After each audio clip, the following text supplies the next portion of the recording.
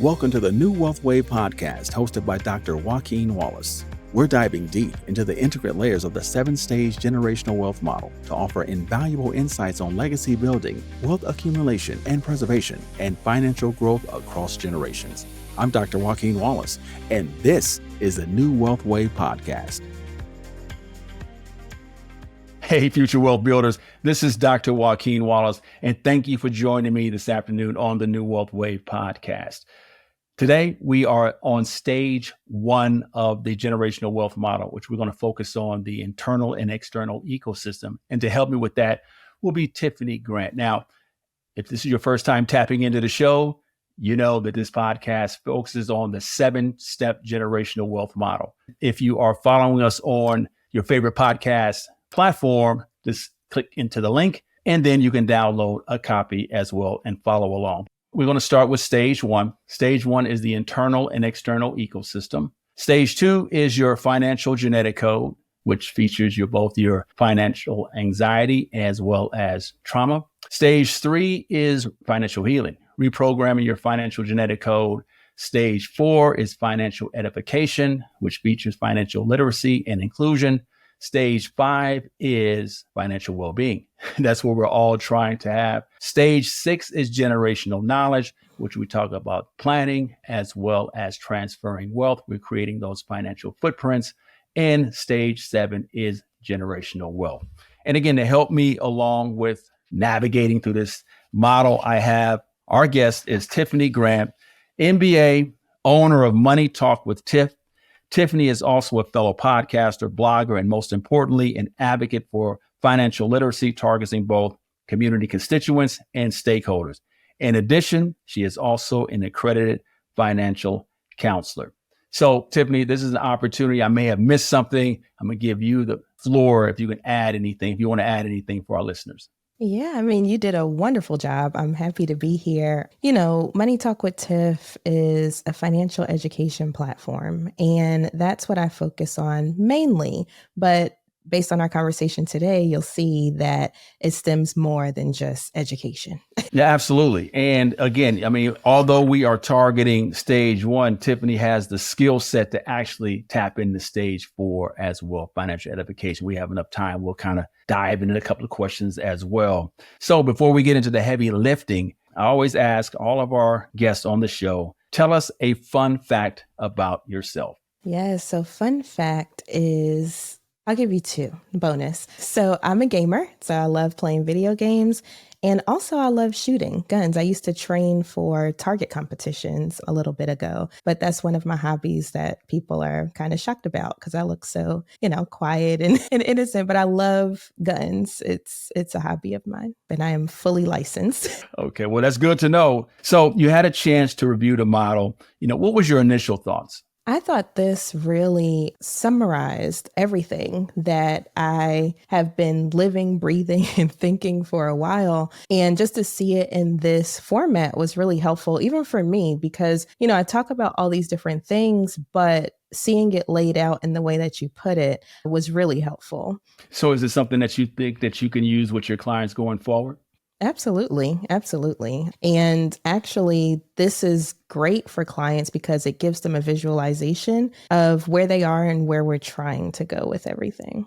Thank you for that. So I have a question for you. This is a 3-part question. And I feel this question is going to allow us to lay the foundation on the importance of what we're doing and the work you're doing itself. First, prior to becoming an advocate in this financial literacy space, where were you at on the model? I would say at the very start. So not even stage 1, because a lot of the stuff that I'm talking about today, I had no purview previous to getting into this space. So I would say even before stage 1, I was there because I wasn't paying attention to the people I was hanging out with. I wasn't paying attention to any of the other things going on. I was just trying to get through life. I would say that was probably the stage I was at that time. And it's interesting because when I asked this question, I love for our guests to be transparent to our audience as well, too, because, we're just like they are, right? We don't want them to think that we aren't because we're in this space for a reason. And so that leads into my next question. What was your aha moment that you knew that it was imminent for you to make a change? Yeah, so I had a few, but I think what pushed me into stage one was hiring a career coach. So I had just graduated from my bachelor's degree and I was trying to figure out, like, what am I going to do now? And I hired a career coach. Shout out to her because she really worked with me. I didn't have any money. And so,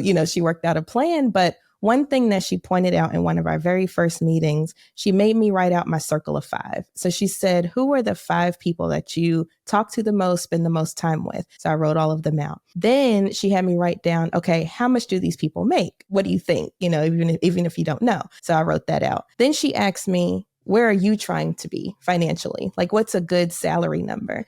And at that time I said, 100,000. That's great. I would love that. And she said, okay, if everybody in your circle is not there, how are you going to get there? And that lesson has sat with me for all of these years, that the people that you surround yourself with is a direct correlation of where you're going to go in life. Now, I'm not saying that you don't get rid of your friends, because I still have the same friends, but you also have to surround yourself with people that are where you want to go or higher than where you want to go, because the conversations just sound different. They look different. I feel like that is really what propelled me into the stage one, thinking about my external factors. And that's great, because when you think about it from that perspective, if we go back to Abraham Maslow's 5 hierarchy of needs, stage 3 is your social environment, right? And it's so important. You surround yourself with like-minded individuals, because if you don't, you will find yourself, like you said, in a situation where you're not able to grow. And sometimes we don't even think about it that way, right? Sometimes you have to remove yourself from a situation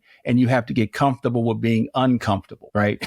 And oftentimes we're not ready to be uncomfortable. So we stay in an environment, that does not allow us to grow. So with that being said, today, where are you at on the model? So today, I will say that I am right there at stage 5. I would say I'm right at the tip of the arrow going into stage 5 is where I am today, because I am working towards financial freedom. So I'm operating right in there, and the ability to absorb financial crisis. So I am right there at stage 5. I've passed stage 4. And that's because of education, right? So think of it, being in the space that you are in today, starting where you were at several moons ago, you've seen how you've grown in the model itself. And that's why when I present the model, it's a model that you're constantly negotiating. You're navigating each stage throughout, and it changes. It changes throughout as well. You may get a new job, so that's going to put you back to stage 2 in terms of your financial genetic code, because now you're going to have trauma, some anxiety,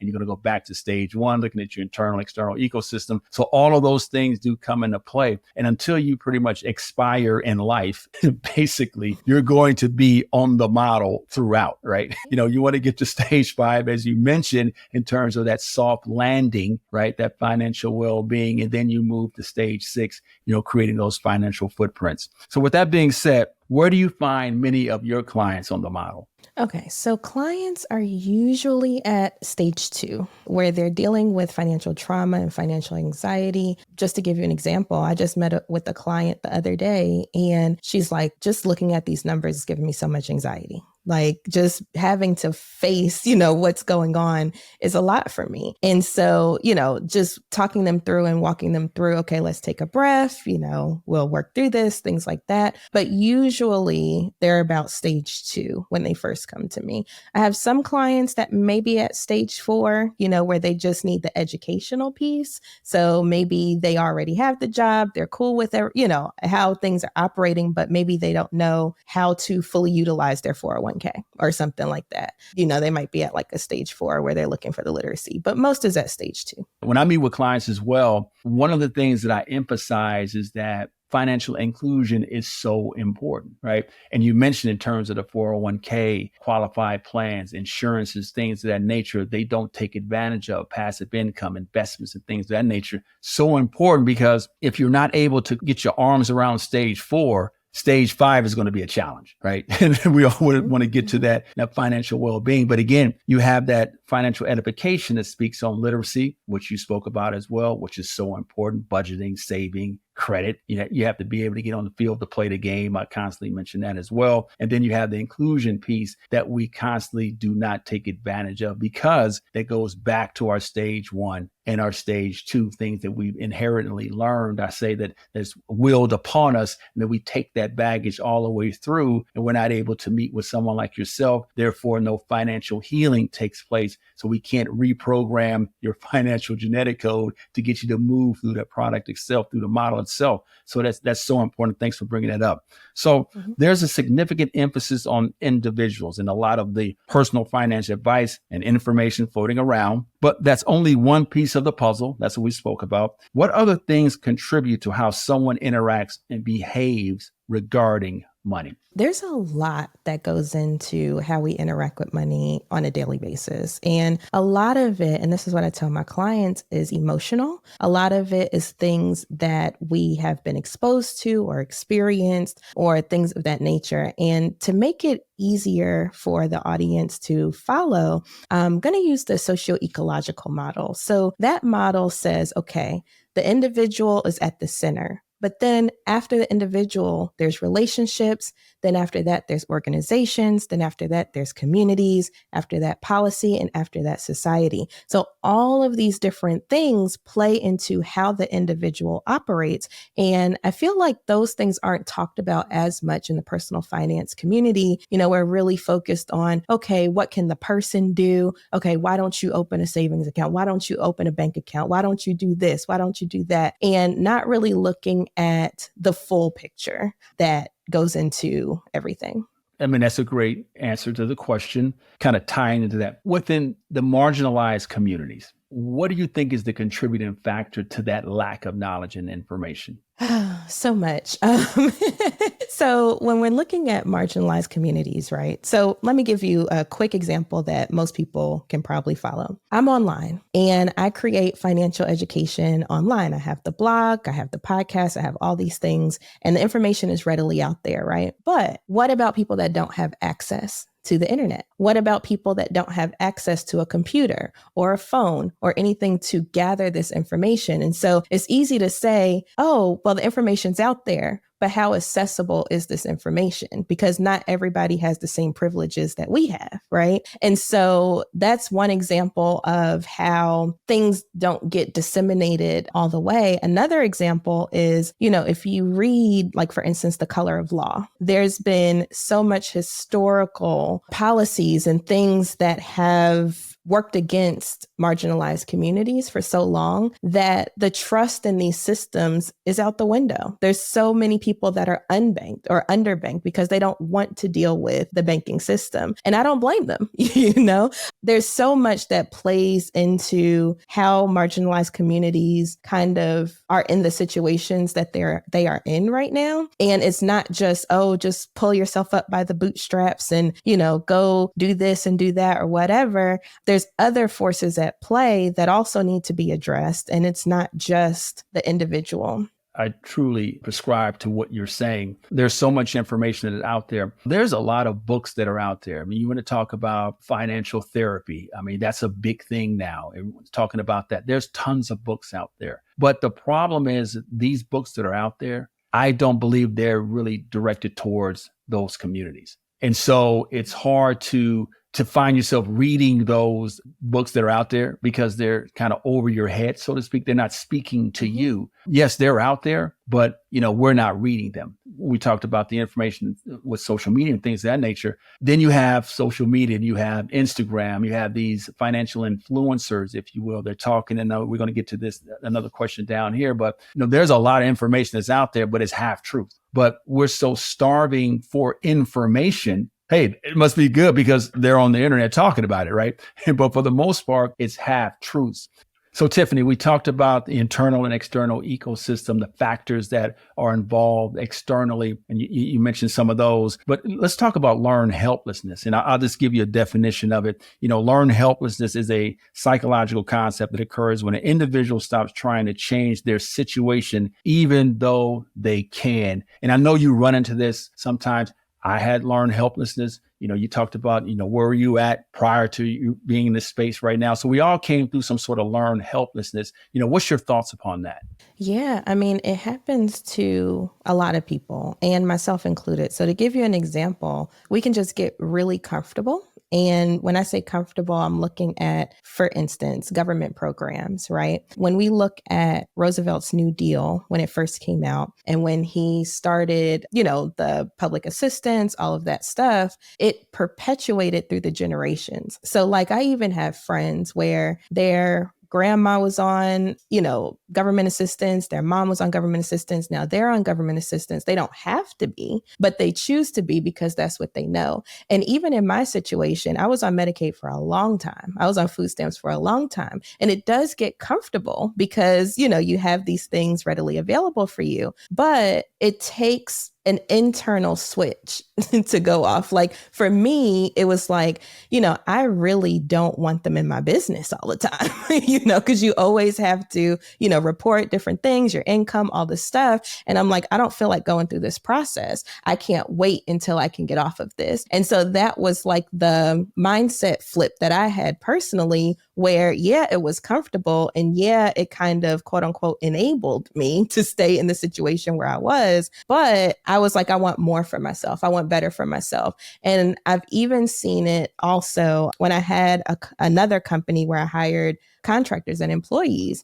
And one employee was like, well, I can't work too much because then I'll lose my disability. And I'm like, but we're going to pay you way more than your disability will ever pay you. But it was just having that safety net there that, can kind of get people comfortable and quote unquote stuck. So that's what I'll say about that. A lot of what you see around you and what other people are doing that really contribute to how you then see the world and how you then see your financial situation.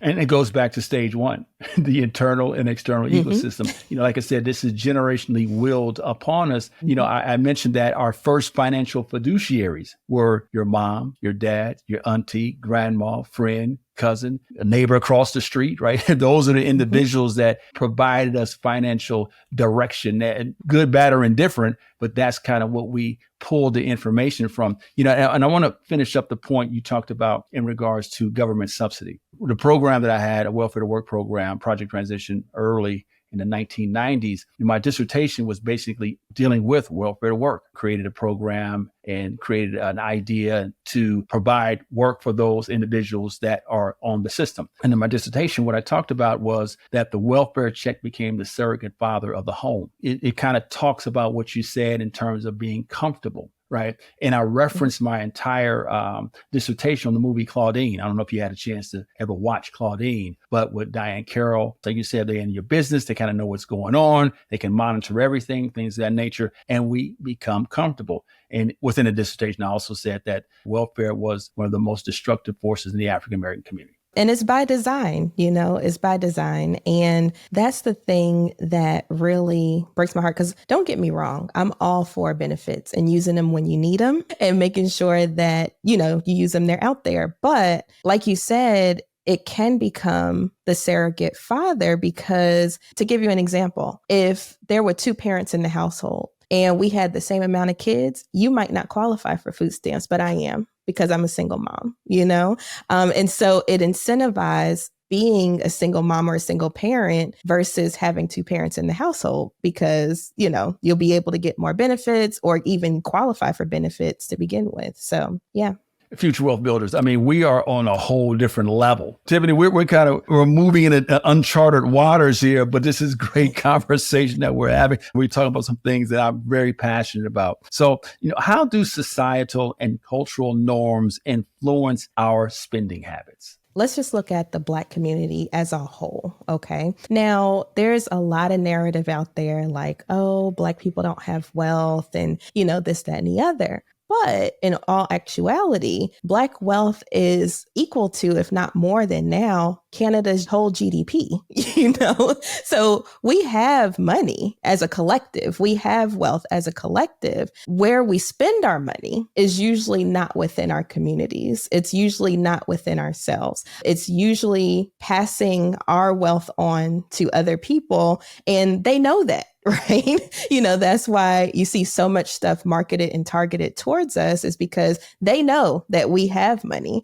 They know that we will spend it. And so my thing is like, when you look at how society, like there's so much at play, and I can go off on so many tangents when it comes to how things are set up to make us spend the way we do, but also just looking internally at our culture. And you see, I just had this conversation on social media about, the booths at the club. Like there's nothing wrong with going to the club and having a good time, but now that's looked at as a status symbol. If you get a booth, then you have money. If you have the bottle girls coming around, you have money, and everybody's like, oh, look at you, da da da da da da, and it becomes this status symbol. And it's the same thing when you look at, for instance, celebrity. Like the US as a society, we do a lot of, I don't want to say idol worship, but like we look at celebrities and we're like, oh my gosh, I want to be just like this person, whether it's a athlete, a singer, it doesn't matter what it is, an actor, actress. We're like, oh my gosh, we want to be like this person. And what that does is fuel a lot of consumerism. And so now we're trying to be like these big celebrities that we see on TV. Meanwhile, they are getting their stuff for free. Like maybe they're getting it, rented to them, or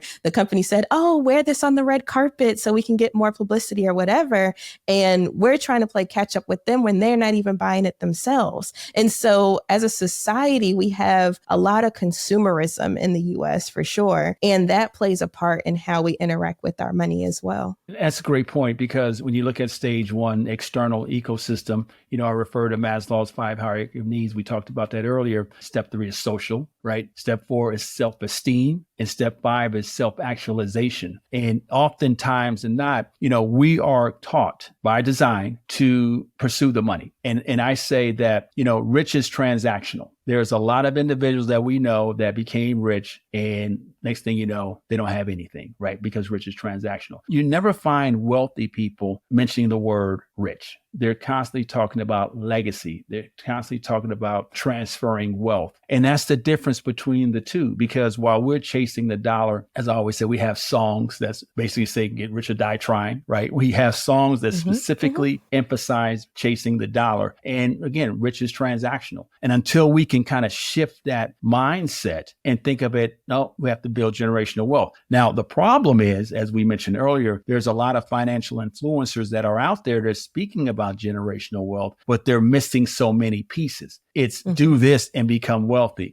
but at the end of the day, wealth is non-sexy. I mean, it really is. It's a slow grind. It's going to happen over time. And you always have to, when you meet with your clients, you have to remind them, unless you have been born into an inheritance or resources, if you will, come from generational wealth, you and I will not experience generational wealth. Generational wealth is for our kids, right? And so we have to understand the difference between the two. Thank you for kind of tapping into that. So that leads us into the next question. So how does the media, social media, TV, etc., impact our perceptions of wealth and success? So we kind of elaborate even more on it now. If you look at any lifestyle influencer, right, they might be on the beach one day, they might, be on the boat, in the new car, whatever. And then people, they get a lot of engagement because people are like, oh, that's so cool. And psychologically, they're like, oh, I want to be them. So let me follow them because I want to see what they're doing. So maybe I can do the same thing. And especially when you're looking at financial trauma, and I know we're not talking about this today, but if you see these people doing all these great things, you're pretty much seeing their highlight reel, right? Then if you're not in the situation where you can afford these things or you can do these things too, you're like, oh, well, what am I doing wrong? What's wrong with me? Why am I not doing all this stuff? Why can't I do this stuff? Not realizing that that is their highlight reel. Like you're not seeing the full story. You're not seeing how they got there. You're not seeing what they're doing. And I actually made a post like this on social media the other day where I showed how long I had been blogging and how long I had been podcasting before the things really took off. And so I showed the whole chart showing that, and people were like, oh my gosh, I didn't know it was so long. I didn't know that, there were days where I had 0 views on the website, 0 podcast downloads. People are just seeing what has happened now. And so I say that to say, when you're looking at social media, take it for what it is, okay? You are only seeing people's highlight reels. And when you start comparing yourself, whether it's intentionally or unintentionally, you're depriving yourself of being grateful for what you do have, right? Because if you're seeing all of these people, you're like, oh, I wish I had that. I wish I had this. But do you have a roof over your head? Were you able to wake up this morning? Being grateful for those things can really take you a long way. And that is one of my gripes really with social media in general. I know I'm going on a tangent, but it's like we are constantly seeing people's highlight reels and it takes us away from our reality. And a lot of people use it in that way, but it takes us away from our reality. And so we become less and less grateful for what we do have. And to me, I feel like that is also a big way that you can build wealth, is just being grateful and treating what you have with the utmost importance and stuff like that. So that ties in to episode 5 of our podcast. And we talked about financial anxiety, the financial genetic code. And one of the aspects that Dr. Marshall Rubin mentioned was gratification, being grateful for what you have, and kind of talked about gratification, which is something that in regards to self-talk, we don't do that enough. And we constantly, as you said, we want the end result. We're in that microwave generation that we want instant gratification. And that's why I said earlier that, rich is transactional. That's what we're trying to get to, versus understanding that, no, it's not sexy in terms of wealth, but you're building a legacy. You're transferring your assets. You're doing things the right way. What we want to do is we want to circumvent the model. We just want to go from one stage to stage 7. Well, that can't happen, right? You have to go through the entire 6 to 7 stage, kind of walk through and navigate. And that's what you and I are doing now. So, Tiffany, what role do peer groups, friends, coworkers, etc., play in shaping our financial behaviors? Yeah, so this is something that's not really talked about much, but it's so important to realize. If you work for someone, you are with your coworkers the majority of your day. So if you work 8, 9, 10, 12 hours sometimes, you are with your coworkers most of the time. So of course, if they're talking about something financial going on in their life, then you're going to pick that up. And so to give you an example, real life example of what happened to me, when I was working in HR, my coworker, she was going through the process of buying a house, right? So she would come to work and she's like, oh, Tiffany, what do you think about this house? Oh, what do you think about this? And da, da, da, da.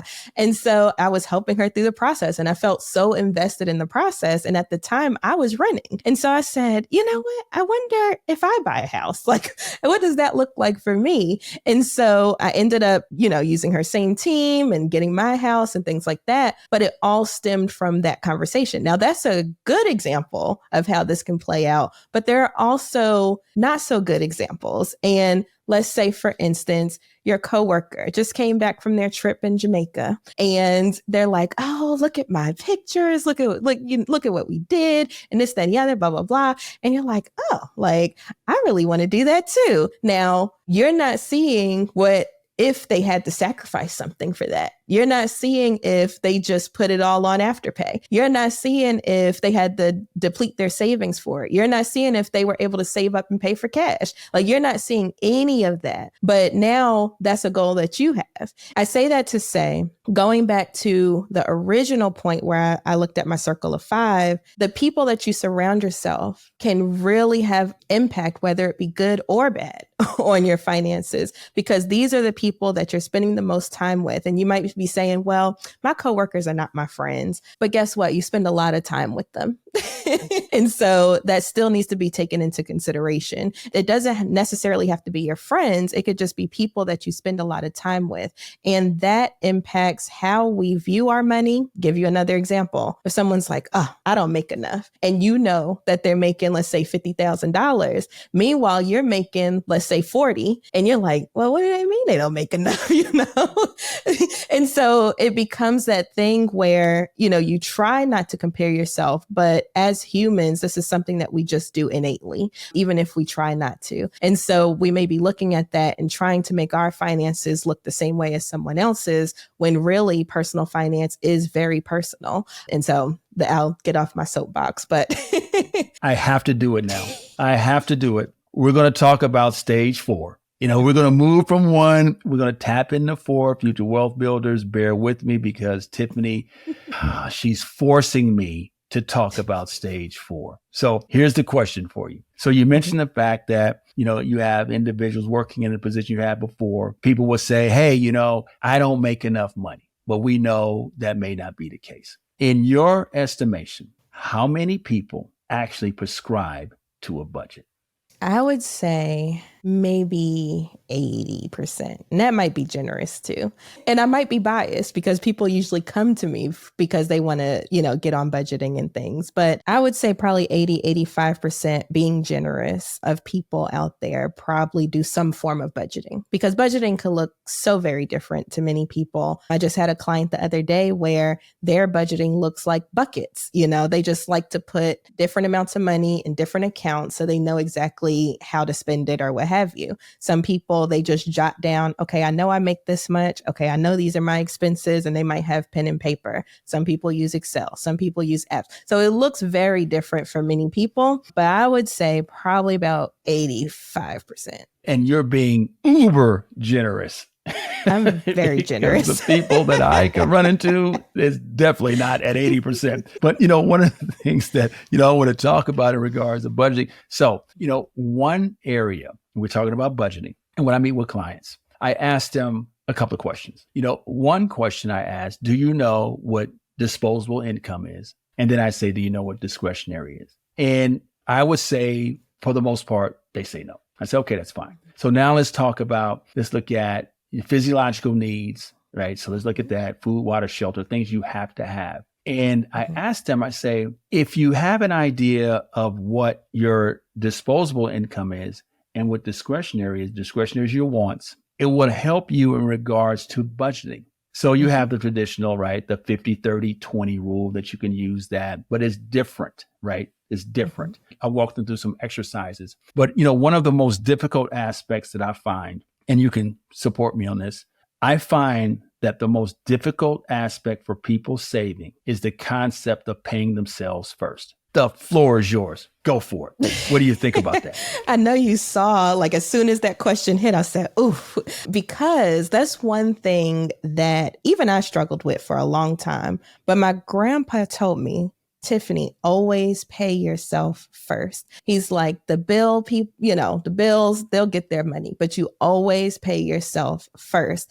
And I didn't really get it until I got it, because he told me this a long time ago, but it wasn't until personally I was running this business. I'm like, dang, the business is running fine, but I feel like I'm struggling on the back end, And it made me realize, well, Tiffany, if you're not paying yourself, then how do you think you're going to pay your bills? How is this business going to continue to run if you're not taking care of yourself? And so that's when it dawned on me, Grandpa did say that way back when, to always pay yourself first. And this is something especially my business owners struggle with all the time, because maybe they're barely making ends meet in the business. And so they're like, how can I pay myself? How can I do this extra thing with money? But really, that is the first thing you should be doing. Forget everything else and forget everybody else. You should be paying yourself a percentage of that money. And what I've noticed is when I started paying myself more, I started having more.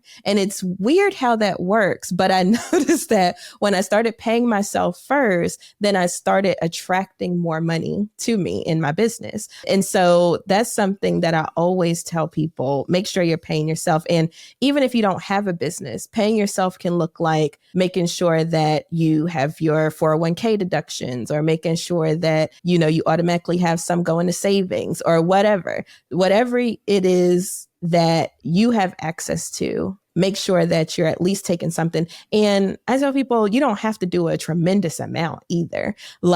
I did $25 a month into my retirement account, because that's all I could afford at the time, but it automatically came off the top and I automatically paid myself first. So those are different ways that can look, but it's so important. And like I said, in my case, I realized that when I did that, I actually attracted more.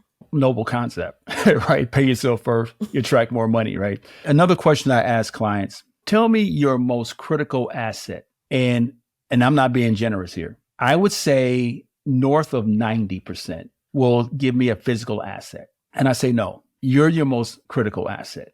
So if you're your most critical, first, then I would ask them to define what an asset is, something that appreciates. You put money into it, appreciates, it grows. I say, well, isn't that what you are? You're your most critical asset. Therefore, goes back to our concept, you have to pay yourself first. If you pay yourself first, you're making sure that you're taking care of the most critical asset, which is yourself. As you mentioned earlier, your grandfather told you, hey, listen, your physiological needs, your disposables will always be there. You can take care of that.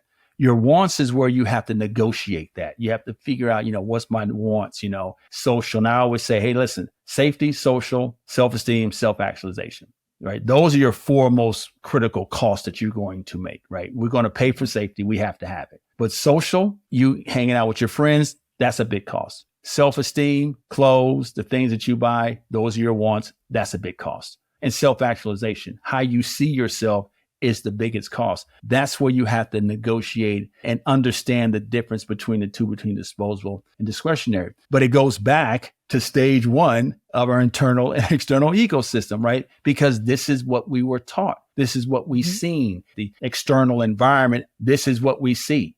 So if that's what I see, if that's what I deem successful, then that's what I'm going to do, put most of my effort into. Again, very important concept. I know we kind of digressed a bit, but I think it's very value conversation because, again, stage 4 is important, but it goes back to stage 1. So let's go back to stage 1. So how do macroeconomics trends, policies, and fluctuations impact our finances? Yeah, so they play a huge part. And to give you kind of a real-time example, if we look at the new SAVE plan for student loans, right? So the Biden administration just created the SAVE plan. So there's a new policy that's saying, okay, instead of 10% of your disposable income, we're only going to look at 5%. And that's what we're going to base your student loan repayments on. So when you look at that, you're like, oh, we just went over what disposable and discretionary income is. So now you're like, oh, well, I don't have to pay as much in student loans. But mind you, this all came from policy, right? Or we can look at the COVID checks, that all stemmed from policy. And that infused a lot of money into the economy, which is why we see the inflation that we see now. So it's all tied in together. And this also affects how we spend our money. You're not going to go to the grocery store and say, well, I think eggs should be $2 because that's what they used to be. I'm not paying this inflation. It's not going to happen. Like, you're going to have to pay whatever it is that you need to pay in order to get that item. And so policy is a huge part in how we spend our money. And I have so many examples. For instance, let's take your real estate taxes, right? Your city and your county sets those. If they decide one day, oh, well, we're going to go up, which happened here in Greensboro, North Carolina, back, when prices of real estate was high, they just so happened to recalculate everybody's taxes. And so now you're paying more in taxes. You were paying less before. So policy plays a huge part. And that's why it's so important for there to be people that do work on the financial policy aspects of things to ensure that everybody is treated fairly and equally in these situations. You can also look at how they gerrymander, all of the voting. That's because they're trying to get certain things accomplished, and 9 times out of 10, it's not going to help a marginalized community. I can go off on so many tangents and give so many examples of how policy plays a part in our money, but that's why paying attention to what's going on, voting, making sure you're getting out there and having a say in what is going on, making sure that you're paying attention to the economy and what's going on in the economy. Back when, we were getting the COVID checks, I was like, oh, this is not going to be good. I was happy that it was there. I was glad to get my little check, but I was like, this is not going to be good for the economy down the road. And lo and behold, here we are. And so just think about things. And this goes back again to stage 4, educating yourself on how the economy works, how policy works, how these things have a kind of trickle down effect to your pocket will just make you more apt to understand and see, I could see ahead of time that this is what's going to happen. And then you can make, different moves with your money around that. Excellent point. And I love how you tie it in stage 4 again, because again, we're constantly navigating. It's a holistic approach. We're looking at every aspect. You're never removed from the model itself, especially when you get into your adult life, right? Once you begin paying bills, you are on one of those stages. When you look at, what we were trying to accomplish, we looked at stage 1, but we kind of delved into stage 4. I mean, thank you, future wealth builders. I mean, I hope you took a lot of notes. A final question for you. What do you want the listeners to take away from this podcast? Yeah. So tying into what I just said, stay educated, keep your head on a swivel, like we like to say, stay aware of what's going on externally, whether it's your immediate external environment, like your friends, family members, peers, whatever, or the macro level. So looking at policy, economy, things like that. Just keep aware, check in with yourself and see how you're processing that. Because I feel like that's helpful. You have to have the awareness. Once you have the awareness, then you can educate yourself and then you can make the change. So that's what I would leave with the audience. And if someone would like to gain access to your services, I mean, you do a great job of what, in terms of your podcast and your blogging and things of that nature. How would someone get in contact with you? Yeah, so you can find me at moneytalkwitht.com. That's the website. Ton of information there. You can listen to me on the podcast Money Talk with Tiff, wherever you're listening to this one. And then also all over social media, because although I have a love-hate relationship, I'm everywhere. I got to meet people where they are. So I'm at Money Talk with T on all the platforms. This was outstanding. I mean, Tiffany Grant came on and laid down the science. I mean, she sounded like a PhD going into this. So as we end the podcast, again, we'd like to thank Tiffany Grant for coming on. And remember, future wealth builders, generational wealth begins with generational knowledge. Thank you for joining us on the New Wealth Wave podcast, hosted by Dr. Joaquin Wallace. Our show is edited and produced by Ray Haycraft. To dive deeper into the world of financial wisdom and learn how to create your financial footprints, head to our website at www.drjwallace.com. For more updates and exclusive content, connect with us on social media by searching Dr. Joaquin Wallace. And if you have questions and comments, feel free to email us at thenewwealthwavepodcast@gmail.com. Remember, generational wealth begins with generational knowledge. And as always, thanks for listening. The content presented in this podcast is strictly for educational purposes and should not be taken as investment advice. The views and opinions expressed by our guests may not necessarily reflect those of the New Wealth Wave podcast and its host or producers. Listeners are urged to exercise discretion and judgment before making any financial or investment decisions. Always consult with a financial professional or advisor before taking any action based on the content of this podcast. If you're enjoying the New Wealth Wave podcast, we appreciate if you leave us a review. We're always open to topic suggestions and guest recommendations. Feel free to reach out to us directly with your thoughts and feedback. Thank you for tuning in, and we'll see you next time on the New Wealth Wave podcast.